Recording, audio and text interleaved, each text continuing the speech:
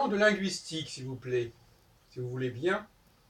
En ce mardi 3 mai, la veille de l'anniversaire de ma mère, né le 4 mai 1913, près de Buenos Aires, et qui aurait donc eu aujourd'hui presque 100 ans, 80, quel âge elle aurait eu? Elle aurait eu 103 ans. Et je vais vous parler justement de la femme, au niveau grammatical, au niveau linguistique. Une règle générale, me semble-t-il, qui vaut pour un très grand nombre de langues, peut-être pas pour toutes, c'est que le féminin est plus long que le masculin, sur le plan quantitatif, si on peut dire. C'est-à-dire que le féminin prolonge le masculin, est un état ultérieur au masculin. Par exemple, beau et belle. Belle est plus long que beau. Il n'y a qu'en anglais que ce problème ne se pose plus, a disparu. Et même en allemand, par exemple, schön, c'est beau au masculin, et schöne, c'est beau au féminin. En espagnol, alors en latin, pulcher, beau masculin, pulcra, donc il y a une syllabe de plus quand même, beau au féminin.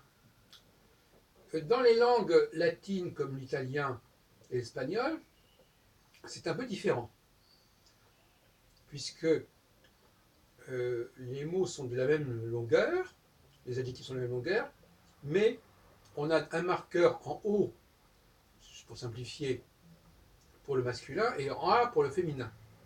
Ce qui n'est pas du tout le cas du français. Ça montre bien que le français n'est pas une langue latine comme les autres, et que par certains côtés, elle s'apparente aux langues germaniques, aux langues slaves, mais également aux langues sémitiques.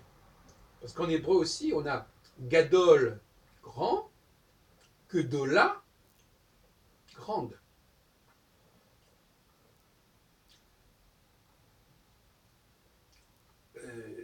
Gever, etc. Il y a des tas de cas comme cela qu'on pourrait multiplier où le féminin est formé par un phénomène d'addition au masculin. Le cas du français est particulier puisque en français,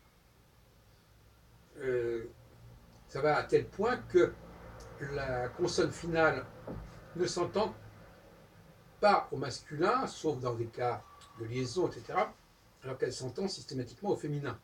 Grand, on n'entend pas le D. Grande, on entend le D. Donc là, il y a aussi une élaboration très, très particulière, puisque même les consonnes sont concernées par le processus. Alors en hébreu, on a un phénomène assez étrange, puisque toi, tu, au féminin, c'est at, et au masculin, c'est ata. Donc c'est le contraire. C'est extraordinaire. Le tu hébreu au masculin est plus long que le tu hébreu au féminin. C'est un mystère, c'est une incohérence, un dysfonctionnement qui remet en question la pureté de la transmission de l'hébreu, parce que là, visiblement, il y a quelque chose qui ne va pas. Ça ne tient pas debout. D'autant plus que dans la plupart des cas, par exemple, quand on conjugue les verbes, eh bien, il y a un i supplémentaire à la fin du verbe pour le féminin. Et donc là aussi, par exemple, tuchal, tu mangeras, tuchli, tu mangeras au féminin. Quand je dis, tu mangeras à une femme, une fille. Donc, la règle universelle, quelque part, est quand même très très significative, c'est que le féminin prolonge, et plus long, prolonge le masculin. Et on a un exemple aussi au 2e chapitre de la Genèse, ish, masculin, isha, femme, féminin. Donc là, on ajoute. Alors pourquoi on dit ish, isha, mais pourquoi on dit at, ata, alors que ça devrait être l'inverse. On doit dire ata quand on s'adresse à une femme et ak quand on s'adresse à un homme. C'est un mystère. Ça ne colle absolument pas avec le reste de la langue hébraïque. Et donc, je trouve que c'est une erreur. C'est une erreur. Il faut reconnaître les erreurs. Et il faut les corriger. Je crois que c'est ma philosophie linguistique, elle est très claire. L'épistémologie de la langue, quand il y a des erreurs, des incohérences, qui ne collent pas avec le système, on les corrige.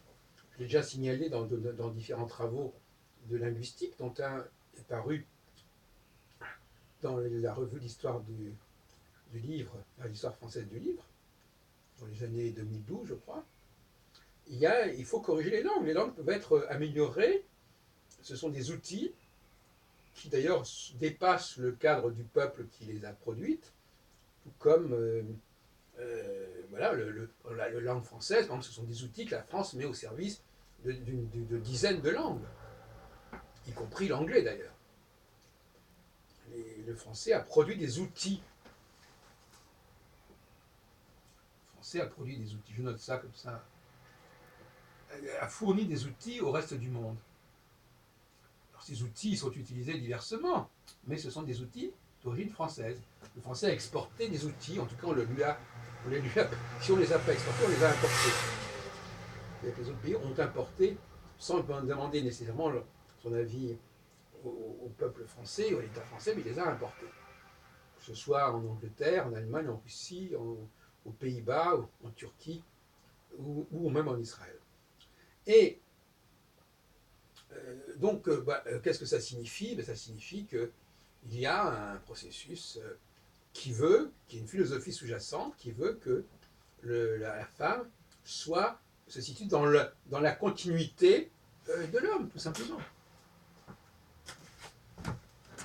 Les langues sont porteuses, sont les témoins de toute une philosophie, de toute une anthropologie.